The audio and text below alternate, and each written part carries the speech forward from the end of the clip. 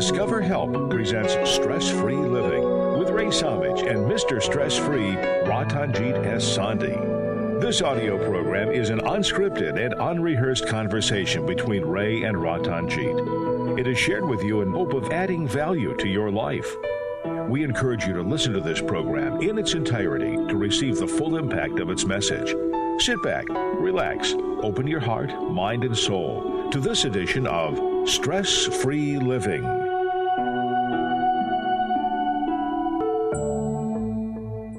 I'd like to welcome you to Stress-Free Living. Thank you so much for being with us today. I'm Ray Samich, and I'd like to introduce all of you to my radio colleague and co-host of our program, and more importantly, my dear spiritual brother, Ratanjit Sandhi. Ratanjit, how are you today?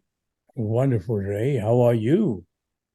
I am outstanding. Thank you. Always better when we have these moments together. And I'd like to welcome, as I said, everybody who is listening or joining us, however it might be. We have so many different ways technologically these days to connect with you. So whether you're watching us on our YouTube channel, which is Stress Free Living Radio, our own YouTube channel, where we have over 100 shows that have been recorded and stored out there for you to watch at any time, or whether you're catching us live here on the internet or on local radio here in the Cleveland, Ohio area, we are so grateful that you spent some time with us. If you're one of our Zoom guests, and that allows us to interact with you before the show, during the show, on the breaks, and afterwards. We have a extended conversation. We love that, especially because you really input with us, giving us your comments and your questions during the show. So if you'd like to be a part of that conversation, you can get the link at our Stress-Free Living radio channel on YouTube, or contact us, and we'll be happy to invite you on a regular basis. Ratanjit, last week we talked about goals and planning. We talked about the importance or lack of importance of those things. It maybe was a little controversial in some people's minds because we're always taught that it's all about goal setting and planning. And your take on that after the course of the show was pretty much, if you add the highest value every moment, all the time, then you can blow goals out of the water because you can do what you never even thought you could accomplish if you have that mindset and take action every day. Is that a fair summary of what you came up with last week? Yes, very true. That's true. Okay. So I was thinking over the course of the week since the show, and I says, one of the metaphors that people use in business is, do you want to hunt or do you want to fish? And for any of our audience that maybe isn't familiar with what that refers to, a fishermen typically, but it could be a fisherwoman, a fisherman or fisherwoman cast the big broad net. They throw it in the water and they sit back and they wait for the fish to go into the net. Or if they're just alone, they have their rod and the reel and they cast it off into the water, and it's got a hook on the end and maybe a worm on the end to hook a fish. And they sit back and relax and wait for that fish to get hooked. Whereas a hunter has to be aggressive. A hunter has to go out with whatever tool he's using, a gun or a bow and arrow, whatever it might be. And he is very focused. He's laser focused on catching that animal and at the right moment and using the weapon to get that and bringing that home. So in sales, which is a big part of any business, the mentality says you can't be a fisherman. You can't sit back and passively wait for the fish. You have to be the hunter. You have to be aggressive and be focused and go out there and get that. So with that, which is a very accepted business metaphor, where does it fit in with what you talked about last week? If we're adding the highest value, okay, is that the hunter mentality? But maybe it isn't, because the hunter is very self-centered, aggressive to what's good for them. They're not thinking certainly about the animal that they're going after, except as a victim of their hunt. And then again, the fisherman is very laid back and passive, but they're enjoying the world. They're enjoying nature. They're not attacking anybody. They're just letting the fish come to them. So which one of those two or neither are the way we're supposed to act in society? So when you look from the angle of adding the highest value, basic assumption of adding the highest value is that you are not subtracting value anywhere. So you cannot add the highest value. So it's like this: you can sell a product, you can make the highest profit by telling lies in your advertising. So although you will make high profit, but you are not really giving the right kind of merchandise, so you are subtracting value. So if this whole environment fundamentally is unified into one, because the common universal energy unifies us all. So it's like a human body. When you have all these organs, each one has a specialist, a special doctor. Each one, when it malfunctions, so you have a different medicine to treat it. But all these organs, they work in unison to give you health. So if any of these organs is not well, you are unhealthy. So similarly, in our universe, in our society, when we are not adding the highest value in every aspect of the equation, whoever we touch, whether we are subtracting value from the environment, which is what we have done. We have made so many products and dirtied and polluted the environment. That is not adding value. Similarly, when you hunt and fish, you are not adding the highest value to the environment and the person and the animal and the fish you are killing. So it is really the death sentence for the fish and the animal for no harm they have done to you.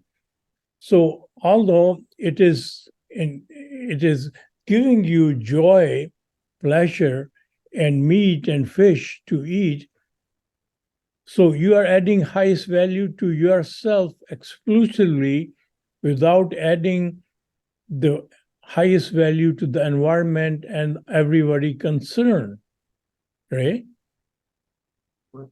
So I guess I want to get back to what you said there at the end, because you're saying if you look at it from the animal's perspective, then neither hunting or fishing is the way to go. But I want to back up just a little bit, something you said earlier. You said people are advertising products that are not good and causing people to buy them and then not coming through with what the promises are.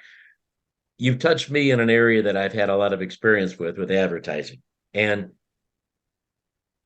the reality is that most everything has some value. Okay. It doesn't necessarily have the highest value, but it has some value.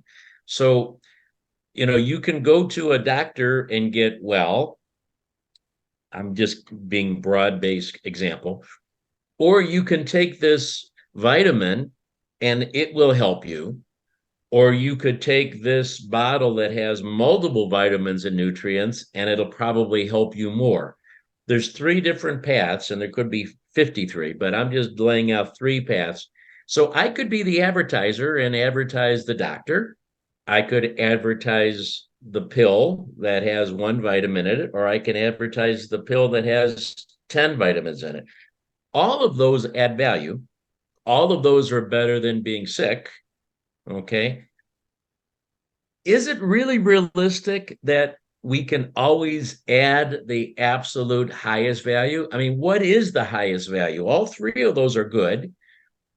the doctor, by being advertised, people come to him. He takes their money and he uses that to pay other people and buy other things, and so do the other people selling the other products. They all add value. I mean, isn't life all about adding value? And if you don't add value, then people don't do business with you. They don't buy your product. They don't like you.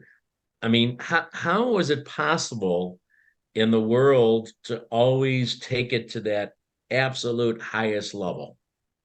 So, under a particular circumstance, condition, and timing, you will always have limitations. And under those limitations, your brain is provided to you to assess how do you proceed and add the highest value under those circumstances. Of course, if the circumstances are changed, you can add the higher value. But under those circumstances, if you go on the road and meet with somebody, an accident, and suddenly in the remote area, there's no hospital, there's no nothing. And at that point, how do you add the highest value, the person who is attacked or who is injured? So whatever your availability is, you can prevent the bleeding by adding some clothing, tear out your clothing and make a band-aid out of it. So somehow or other, your intention is what we are talking about, is always about adding the highest value. What would add the highest value under a certain circumstance? Obviously, you're not going to have all the things available to you at all the time. So adding the highest value is a moving target. So you are continuously, whatever you thought was adding the highest value, you can always improve that. And so if your mindset is constantly making your best better, you are part in adding the highest value, Ray. I understand that, but again, I'm going to go back to my example with the single vitamin or the multiple vitamin or the doctor. Okay. All three of those, relatively speaking, could be considered to add the highest value, because the doctor is probably the best, okay, to see somebody who's a trained, educated, experienced physician is probably the best choice, but it's probably the most expensive choice. The single vitamin is probably the least beneficial, but it's probably the lowest price. And then there's the one in between that is probably the middle price, and it adds the middle amount of value. This is all theoretical. My point is that a lot of people can't afford option 2 or 3. They can only afford option 1. And that's better than no option. There's a lot of people that can afford the best option. And for them, that is it's an easy choice. So that's the highest value. I'm trying to establish the fact that it doesn't seem to be easy a lot to really figure out which one is the highest value, because they serve different purposes. They serve different groups of people who can afford different things, who understand different things, who have different agendas. We all don't have the same agenda. We all, the fisherman doesn't think he's doing anything wrong. Fish is a healthy food to eat. It's on a lot of diets as being very healthy to eat. So when the fisherman is bringing the fish in, he's helping people eat healthy compared to other food choices. No. So how do you really figure out exactly what is always the best thing to do? You gave the example of a doctor, vitamin, one vitamin, and multivitamin. Yeah. Yeah. So all those 3 choices are required if you haven't eaten the right food, you will fall sick and you will need a doctor. If your food has not become your medicine, food has to become your medicine. So basically, if you eat meat and fish, you will need doctor because it compromises our health. The best food known or we are designed to eat is a vegetarian food. And that also fresh, if we include 60% of the raw food rather than the processed food, we will not need these vitamin pills or the doctor. So adding the highest value is understanding what is this human body designed for, what is the best thing for it to do. Of course, it is equipped with a taste, and what tastes good is basically controlling our diet. And rather than what is good for this human body, rather than it's not totally 100% controlled by taste. Of course, you can make the vegetarian food very tasty. And so this is a controversial subject. Even the experts are divided on this issue. But it is known, is now there's enough data which is available, so which is certifies. There's the example of in the year before 1939 and 1945, there was the World War II. And before that, they did a survey on this country, Norway. The heart rate, cancer, and diabetes were on increase. And suddenly, in 1939 to 45, it started decreasing. It came to almost nothing. And after 45, again going forward, it started increasing, heart disease and all this. So what happened is Germans took away when the World War started in 39, all the animals. So they could not eat the meat. They could not eat meat. So it is proven that because of the only alternative was vegetables. So it is known, although we can debate all we want, and plus there is another side. Our global warming is more than 30%, more than 35% is caused by the gases and the pollution which is contributed by all the greenhouse gases and all these things because of getting our animals fed. Animals are cultivated, and 50% of our open land available is used for agriculture. And 40% of that is used, all the food which is prepared is used for animals. So we can instantly improve, and again, the water requirement to nurture animals and all these have the animal forms is 40% of clean water requirement. So all these stats which are available to us are going against the basic industry which is supporting meat and fish.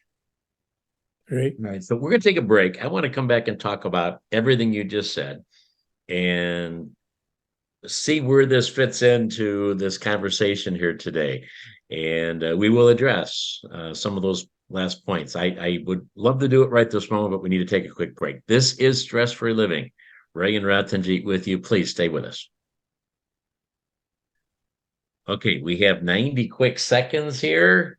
Please join in. Ray, you said an interesting thing about the fisherman gets the fish to the people and he's doing a good job and helping people.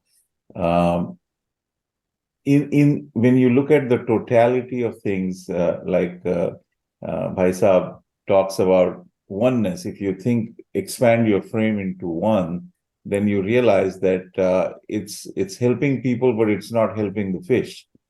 So, when you look at something in totality, then you have to see if one side is benefiting, the other side is getting harmed. And that metaphorically can be applied to a lot of other situations. You can always benefit one group of people by harming another group of people, and we don't accept that. And if you just expand our frame to all life form, then yes, people are being helped, but the fish are not being helped. Thank you. Anyone else have a thought on there or a question?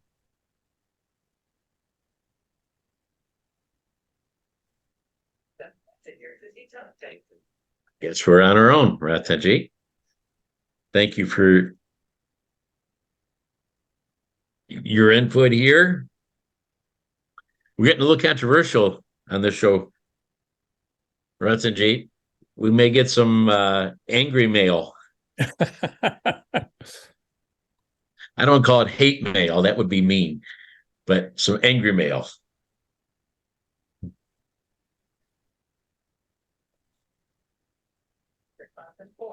Even the experts. Okay, we'll come back. Good. We are back on Stress-Free Living. Ray Samich with you and Ratanjit Sandhi, talking during the break here with some of our guests on our Zoom call. We invite you to be a part of that. Ratanjit, I know we're going in a little dangerous territory here. Over the years, we've tried to avoid topics that are too controversial, and today we've gotten into whether we should be all vegetarians and not eat meat and fish, and we've also got into global warming already. So it's we're going where a lot of people don't venture, but I know that everything has value. I think, again, the idea of highest value absolutely coincides with oneness. Okay, there's no question about it that if we look out for every fish, if we look out for every tree, if we look out for everything that's around us and nature, then we will abide by a different way of living. There's no question about it. And I think that is a goal for everybody. But when you talked about the fact that we're dedicating a lot of land to animal grazing, and they're drinking a lot of the water, and they're putting a lot of the pollutants in the air as part of civilization's quest for more meat to eat. The question about nature comes in. The question about, wasn't nature created to give us plants? Wasn't nature created to give us animals, to give us fish? Is there a purpose for these to have been planted, to have fish in the sea? Is there purpose just to live their life and die? Or is their purpose to be a source of nutrition and substance for humans? I mean, everything seems to have a purpose. The apple, you always give the great story about the apple tree bearing fruit and not eating its own fruit. But isn't its purpose to give us the apple so that a man or woman can eat the apple? If we let the apple fall to the ground and rot, it doesn't do any good. Isn't the purpose of, couldn't you say that the purpose of the fish is to provide substance and nutrition for the people eating it? The thing is this, that if we eat something, we put in our human body, there are two purposes. One is to satisfy our hunger and taste. Actually, three purposes. One is to satisfy your hunger, and second is to satisfy your taste. And third is to nurture your human body, what is good for the human body.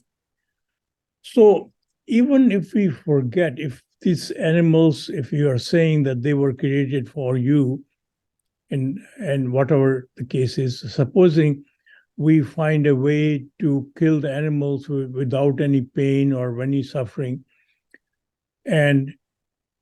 but the end result is not good. We are spending, and depends on who you talk to, $2.3 trillion to $3.5 trillion on healthcare. Basically, all that is because our healthcare system, although it's called healthcare, but it is really sickness care. They make money when you are sick. It is in the interest of the healthcare industry to have you eat meat so that you can fall sick. You can have heart disease, you can have cancer, you can have diabetes. So the example of that is in Cleveland Clinic, which is world's top health institute. There's a doctor called Dr. Esselstyn, who was one of the most sought after surgeon in the clinic. And but after operating a cancer patient, removing the cancer tumor, somehow in his mind, he did not feel well. He knew that he has not helped this guy or this person who is going to eventually get again a cancer, because he has not removed the cause of cancer. So he did research, and then he found out that most of these awful disease, heart attacks, closing of our arteries, and our cancer, diabetes, and blood pressures, all these things are caused by wrong diet. And now he has treated many patients who are put on the death bed. And they were 18 of them were given by Cleveland Clinic, okay, you prove your point. So many of these people who were set out to die, many of them had 1 or 2 open heart surgeries. And he was able to cure them without any medicine, but just by changing their diet. This is a true story. You can see this documentary, Fork Over Knife, and you can see how this thing is happening. Now, this know-how is there in Cleveland Clinic. Why are they not advocating that throughout the institution? Because they'll go broke. Right. Right? Go ahead. No, you're absolutely right. I mean, from the big world perspective, you've got the big pharmaceutical industries, billions of dollars. You look at their financial statements related to the COVID vaccines, and they all made, just billions and billions of dollars through that example, and they're making it all the time through everything. And then you've got the whole healthcare industry. You've got all of the facilities that are involved in that. So, it's a big money machine that is not going to want to lessen the number of people that need their products and their services. And the same thing can be said, about many other industries too. There's manipulation going on. There's advertising going on to tell us that we need to buy things we don't need. That, the average car on the road is 11 years old today, and yet we're being told constantly that you need to buy a new car. You need to buy a new car right now. Well, obviously you don't. There's cars that are still running that are 20 years old, and they get you where they want to get you. So it's, we're being manipulated. We're being told we need certain things. The highest value concept is not really in our society. As you said earlier, it's dictated by taste, and taste could be a metaphor for any of the pleasures. It's dictated by what makes us happy, what makes us feel good, what we like to eat, what we like to watch, what we like to hear. So we know this. We know this is around us. I'm not disputing that. What I am questioning, though, is how we can get to that ultimate point. It just seems like adding higher value is a good stepping stone to adding the highest value. It just means like, okay, maybe eating meat once a week instead of 7 days a week is adding value, not adding the highest, but it's realistic still in keeping us, enjoying and getting some pleasures of life.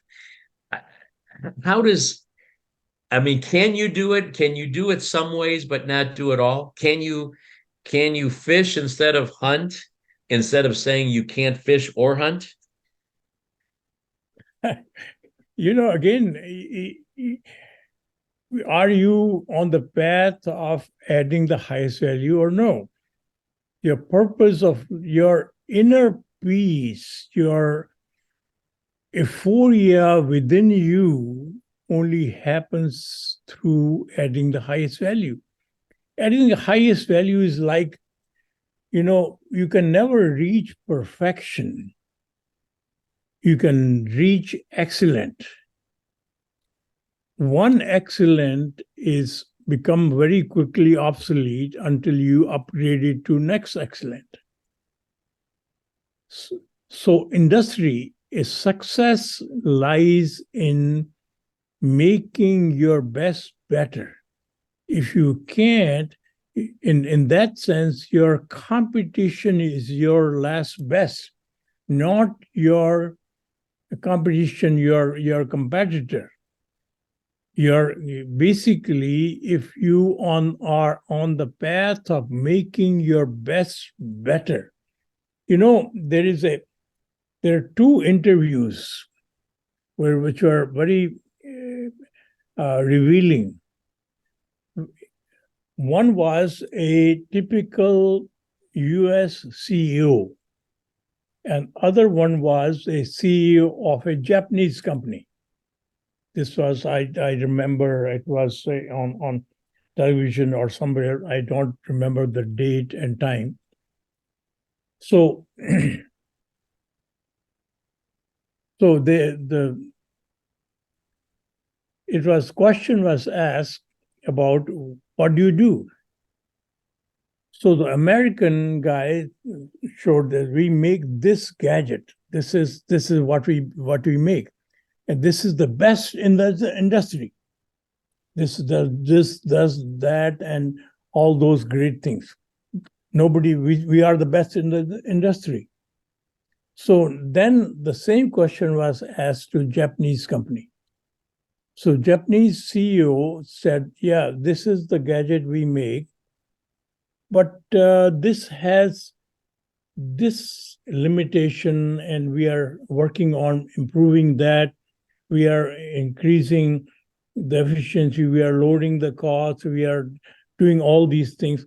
So he did not say that we make the best price, best thing.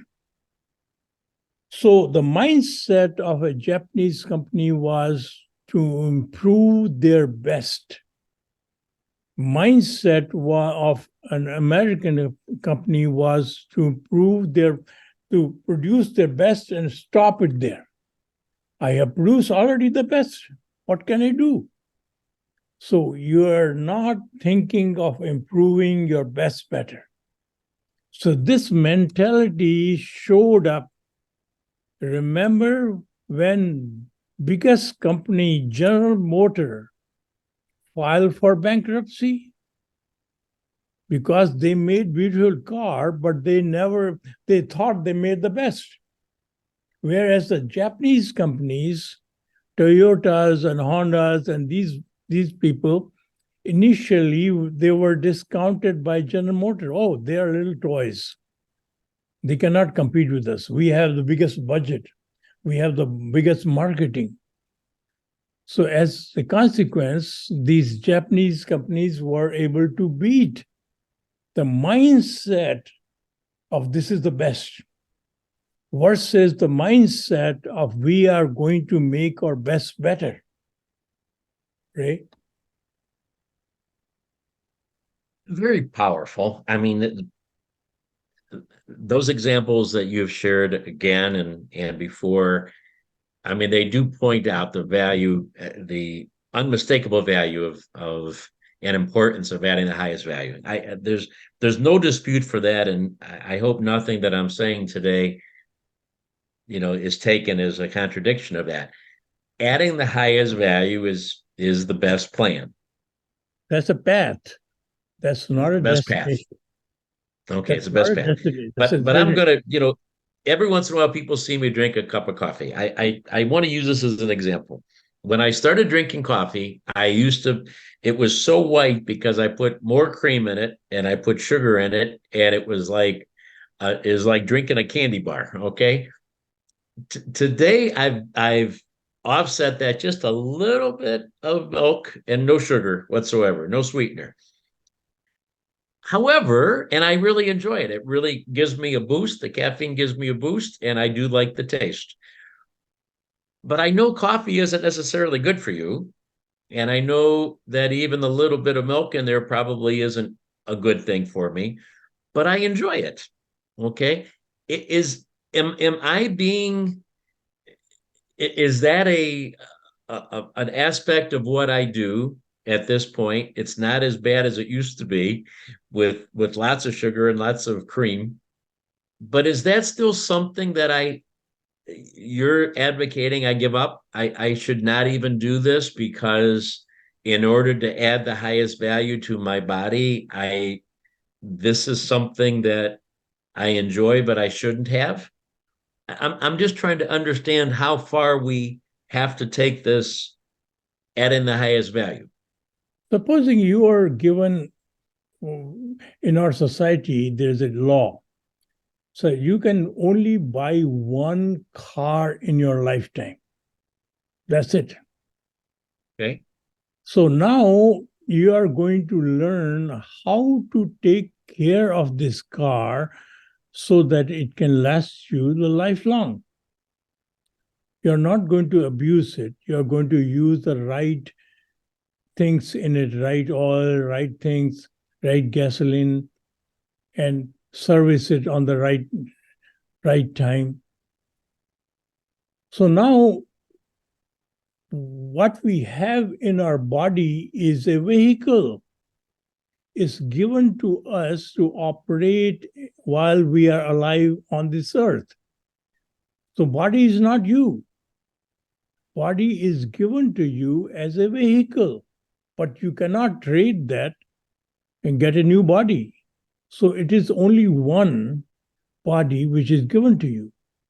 So now to make the best use of this body so that it operates fully, you have to find out what is the best things you can nurture this body with. So everything which you put in your body, you have to question. So once you begin to see this from that angle, you are going to find always a better thing to use for this body. So coffee included coffee. Right? I get the analogy. I get that, one car our whole life, one body our whole life. I understand that. I guess I'm just a little resistant. This is stress-free living. We're trying to reduce our stress, and yet sometimes I feel stressed when I have a cup of coffee because I'm saying, gee, I really shouldn't be having that for my one vehicle of my lifetime. So in a way, I've created a little stress because I now feel bad about drinking that cup of coffee. Now you go through a cleansing process every 6 months. I do. And in that cleansing process, all you eat is vegetables. Correct. Raw. Raw vegetables. And at the end of 26, 27 days, you feel amazing. You do. Right? 21 days. Yeah. 21 days. So why don't you continue that? You go back to your pizza and chicken and all that. I know. It's the scale. You always use that term, like if you do something bad, then you give a big donation to charity and that offsets it. So that's the way we kind of live our life. Okay. I do the 21 day. I know. I do the 21 day cleanse so I can eat the pizza when I get off it. I'm not saying that this is what you should do, but that's how I live my life. But actually, I think that's pretty typical. We have that moral licensing, whether it's about how we eat, how we act, a lot of the choices we make.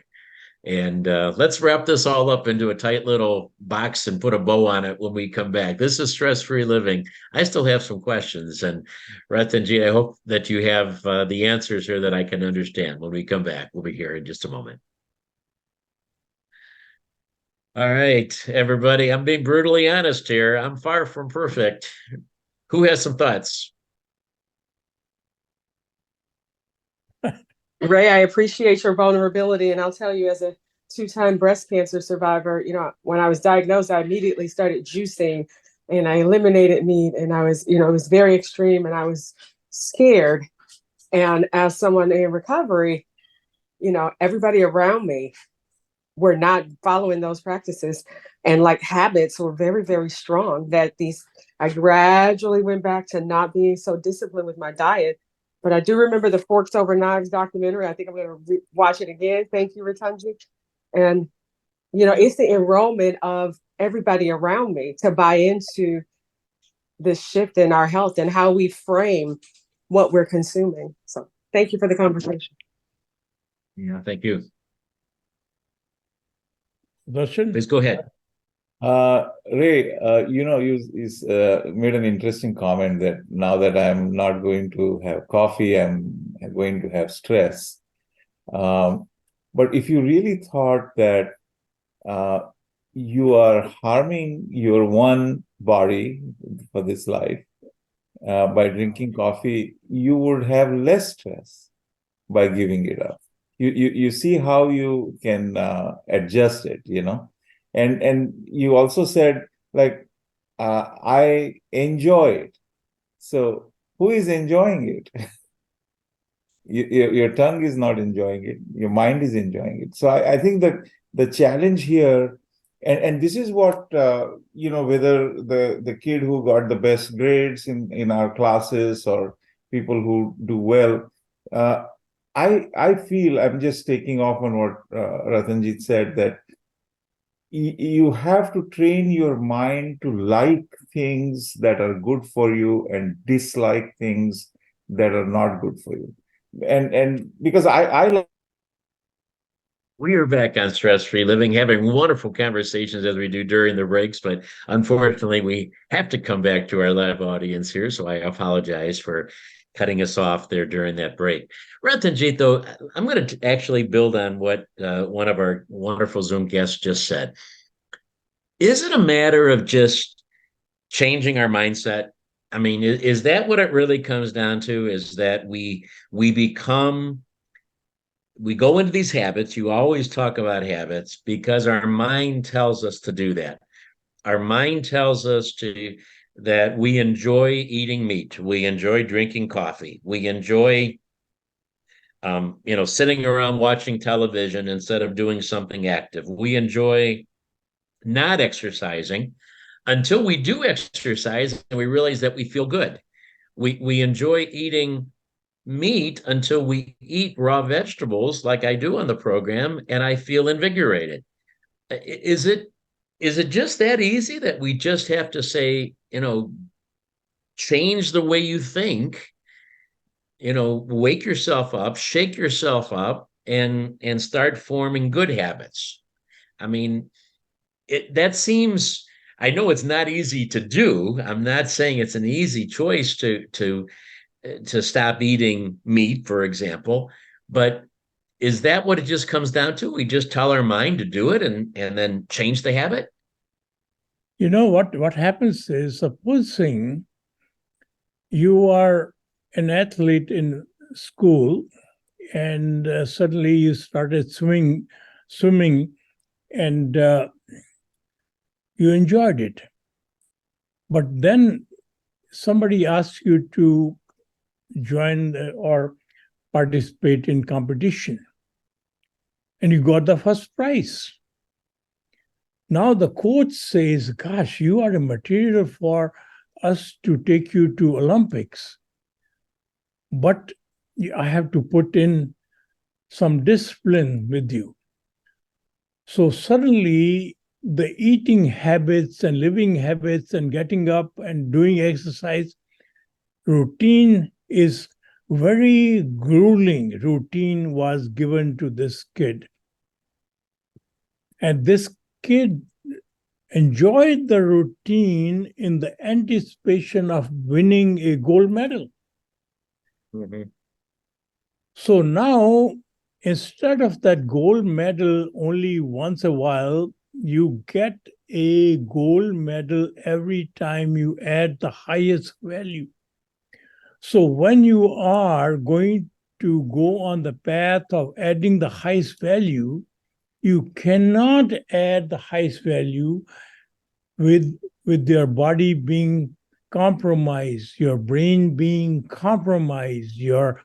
So you have to get ready for this, and you have to take on certain disciplines, certain food habits, certain things, which, although initially you are only focused on the taste buds which you are enjoying, now you're enjoying the euphoria of adding the value, highest value. So that euphoria is much higher than the taste buds would provide you. Ray? Those, we can identify with that incentive. And the gold medal, the Olympic gold medal of life is wonderful. One of our other wonderful guests talked and shared with us during our Zoom break about her overcoming cancer. And to do that, she had to change her diet.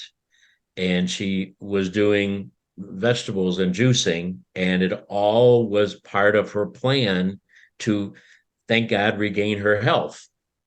But she also shared with us that after she got healthy again, it was very easy to go back into the habits of not doing those things that she did to make her healthy, because she was surrounded by people who were more like me, okay, that were settling for less than healthy choices all the time. It seems that those threats to our life, okay, illness, the cancer, the diabetes, the heart problems, maybe wake us up sometimes to what we have to do to fix that lifetime car. Maybe it's the motivation of winning a gold medal because we realize that we're Olympics material if we really put ourselves to it. You know, there's professional athletes. Most athletes in professional sports are all in their 20s. It's a rarity to make it into your 30s. It's almost impossible to be a conditioned athlete in your 40s.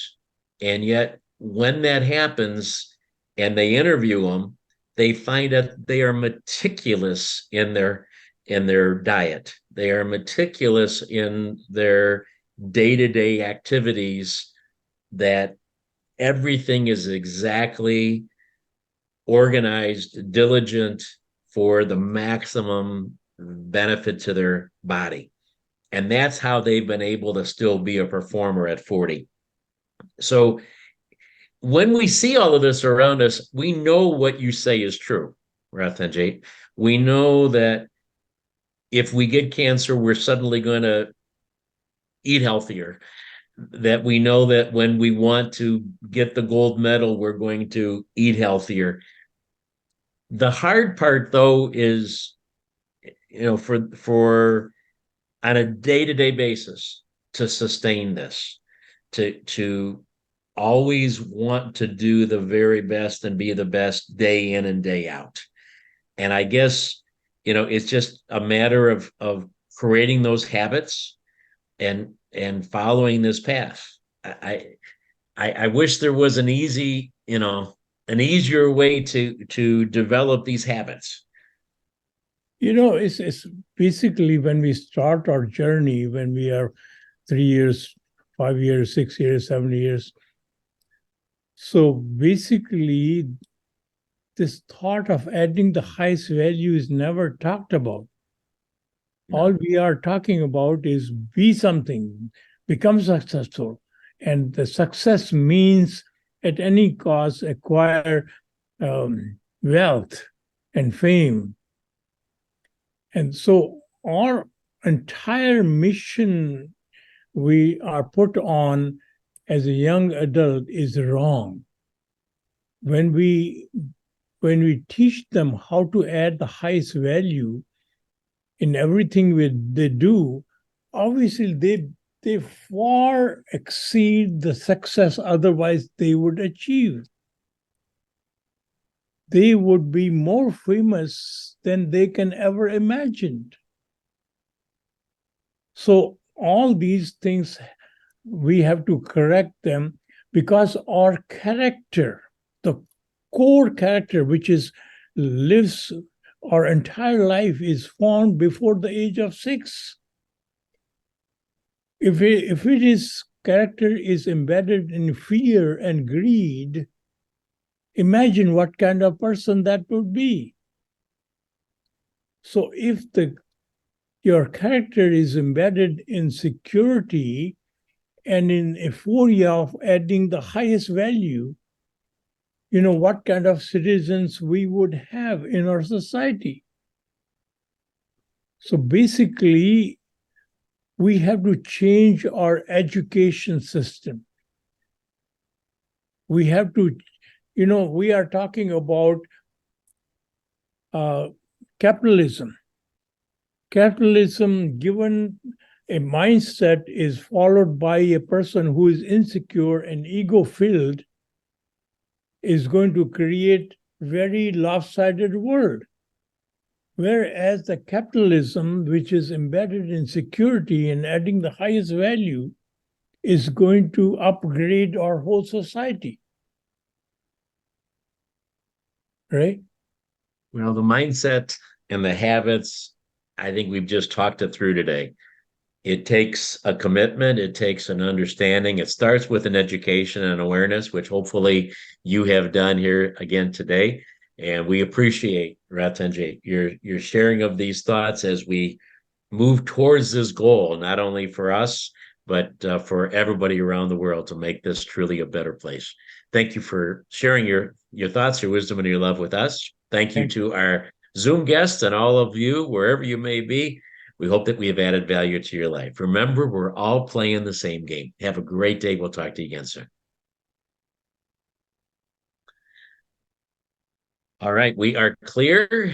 And now we open it up for everybody to share other thoughts with us. We haven't heard from Dr. Suri. How are you, sir? Give us any feedback.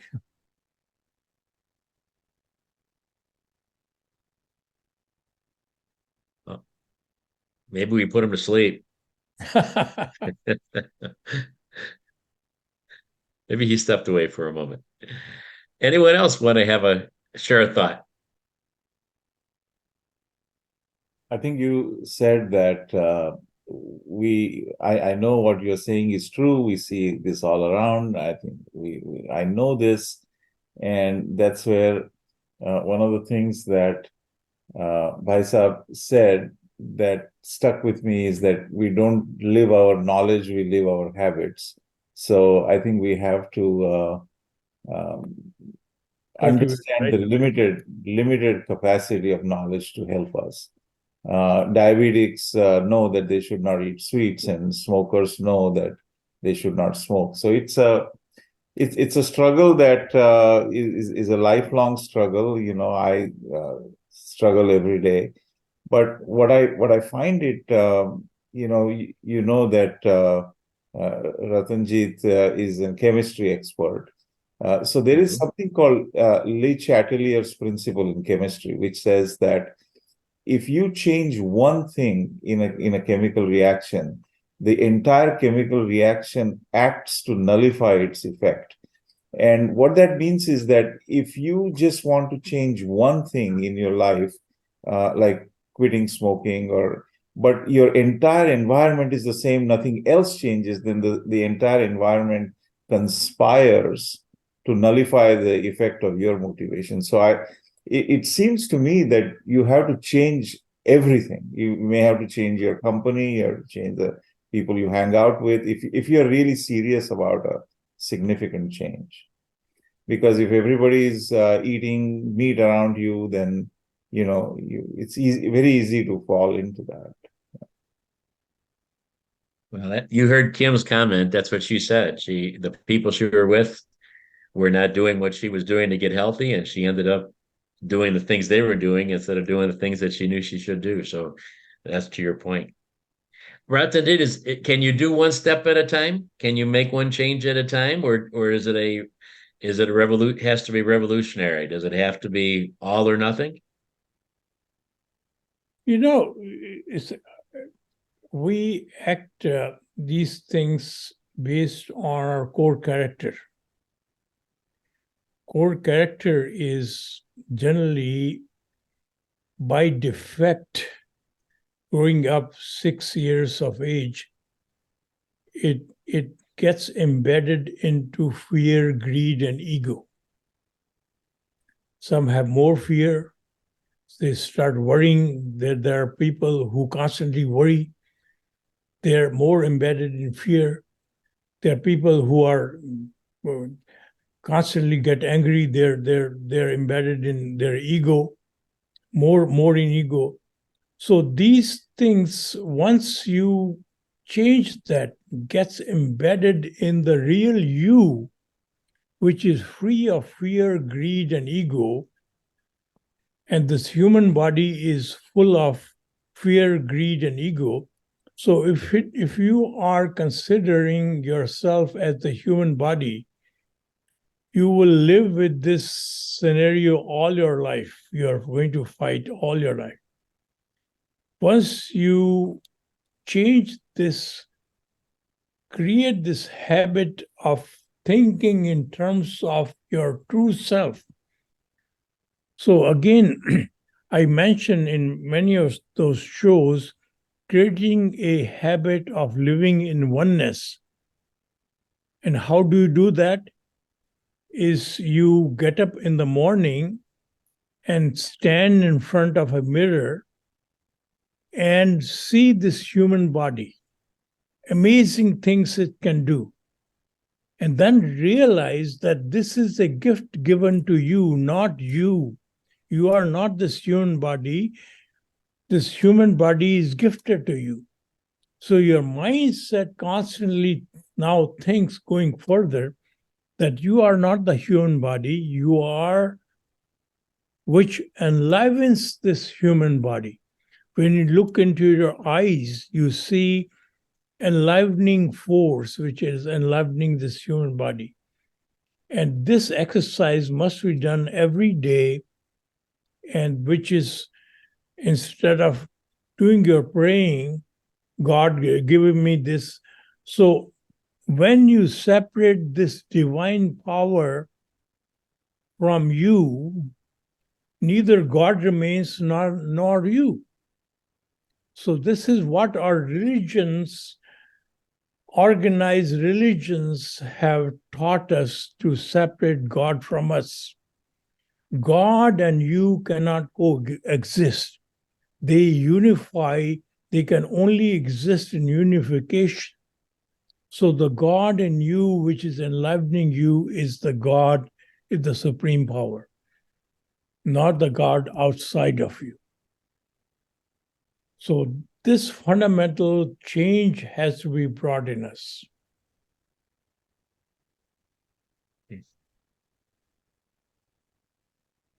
So Thank you for sharing that. As always, beautiful words, true words. Anybody else have a thought? There's only a few of us today. Dr. Jagjit Singh, how are and your wisdom is needed here.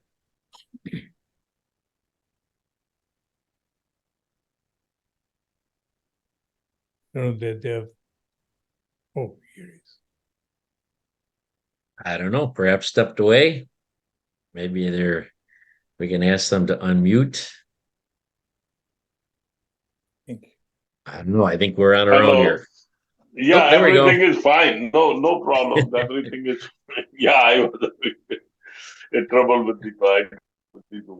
It's okay. So I fully agree what he says, but I fully agree with one of the users who said that meat is not the actual diet. Our diet is mostly the vegetarian, but meat we are just using for taste or other things. So animals are not made for us to eat. We have that way. So I am with that. By just changing to vegetarian diet can be very dangerous. You can only eat potatoes and rice, and you will have the diabetes. And no, not that way. It is a combined thing. But along with that, if we go into the spirit of natural religion, I'm not talking of organized religion. If we do it in natural religion, what is the oneness religion provided by oneness? Then we will be thinking in totally the way of vegetarian and other things. Yes. The religion of oneness is different from the organized religion. We have a doctor amongst us, Dr. Mandesh Suri. Can you share with us what your thoughts are? No, he is not. Yeah. All right. Okay. It has been an interesting conversation. I have exposed my human flaws here today. I am working to try to get into better habits, Ratanjit. All of them. It's all or nothing. I got to make this switch. Okay. So I can keep doing the show with you for 30 more years, because otherwise you're going to outlive me a lot. What is the next topic? I don't know. Anyone have any ideas? So Maybe we that's do that one on relationships, marriage. yeah. Okay. Let me think of the terms for that. We had that conversation earlier. I think that would be a good one. Okay. Switch gears here.